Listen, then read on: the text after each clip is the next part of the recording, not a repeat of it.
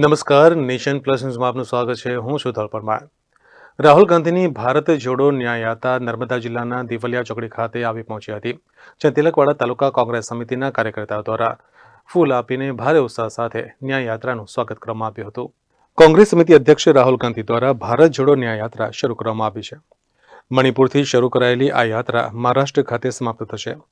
ત્યારે છેલ્લા 4 મહિનાથી આ ન્યાય યાત્રા લઈ નીકળેલા રાહુલ ગાંધી આજ રોજ નર્મદા જિલ્લાના દિવલિયા ચોકડી ખાતે આવી પહોંચ્યા હતા.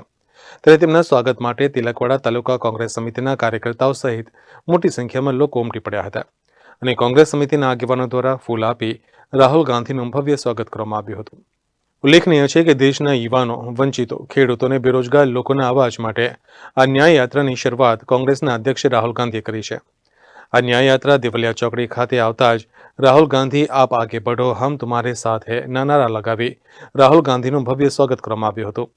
આ ન્યાય યાત્રા દિવલિયા ચોકડી ખાતે ફરી આગળ રાજપીપળા તરફ જવા રવાના થઈ હતી. ત્યારે તકેદારીના ભાગરૂપે કોઈ અનિચ્છનીય બનાવ ન બને તે માટે નર્મદા પોલીસ દ્વારા ચાંપતો બંદોબસ્ત ખડકી દેવામાં આવ્યો હતો.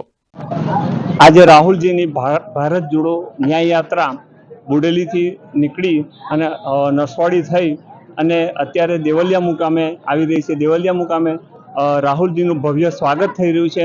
અહીં આગળ જે પબ્લિક છે એ પબ્લિક એમની આતુરતાથી રાહ જોઈ રહી છે ખડા પગે.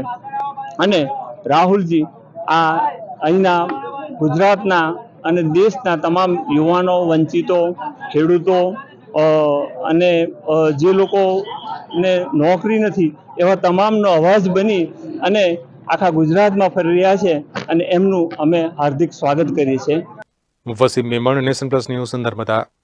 સમાચારોના સતત અપડેટ માટે નેશન પ્લસ ન્યૂઝના યુટ્યુબ ચેનલને સબસ્ક્રાઇબ કરો, બેલ આઇકન દબાવો અને ફોલો કરો ઇન્સ્ટાગ્રામ, ફેસબુક અને ટ્વિટર પર.